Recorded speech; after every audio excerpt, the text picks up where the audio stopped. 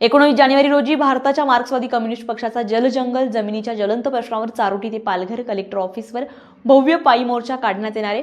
जल जंगल आणि जमिनीशी संबंधित प्रलंबित प्रश्नांवर शासनाचे लक्ष वेधण्यासाठी भारताच्या मार्क्सवादी कम्युनिस्ट पक्षातर्फे ठाणे पालघर जिल्हा समितीच्या वतीने चारोटी ते पालघर असा भव्य पायी मोर्चा काढण्यात येणार आहे।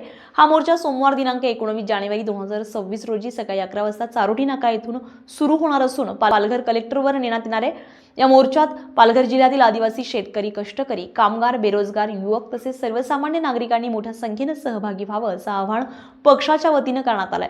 विशेष म्हणजे या आंदोलनादरम्यान 4 दिवसांची शिदोरी सर्व सामान सोबत आणण्यात येणार असल्याची माहिती आमदार विनोद निकोले यांनी दिली आहे।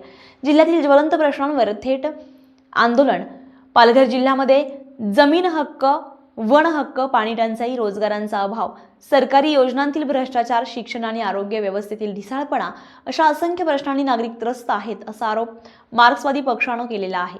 याच पार्श्वभूमीवर जनतेच्या हक्कांसाठी रस्त्यावर उतरण्याशिवाय पर्याय नाही अशी भूमिका घेत हा मोर्चा काढण्यात येतोय।